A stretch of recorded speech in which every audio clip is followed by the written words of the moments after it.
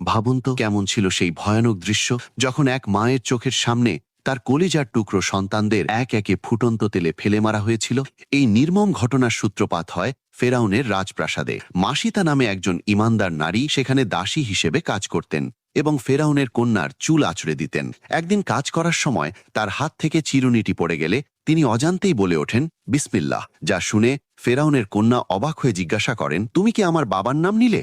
মাসিতা তখন এক মুহূর্ত দেরি না করে নির্ভীক চিত্তে উত্তর দেন, না, আমি সেই আল্লাহর নাম নিয়েছি যিনি আমার, তোমার এবং তোমার বাবারও একমাত্র রব। এই সত্য শুনে ফেরাউন চরম ক্ষিপ্ত হয়ে মাসিতাকে তার ধর্ম ত্যাগ করতে বলে, কিন্তু তিনি নিজের ইমানে পাহাড়ের মতো অটল থাকেন। তখন তাকে শাস্তি দিতে ফেরাউন এক বিশাল তামার পাত্রে তেল ফুটিয়ে তার চোখের সামনে এক একে তার সন্তানদের সেই ফুটন্ত তেলের আগুনে নিক্ষেপ করা শুরু করে। নিজের কলিজার টুকরোদের তিলে তিলে শেষ হয়ে যেতে দেখেও মাসিতা বিচলিত হননি। একদম শেষ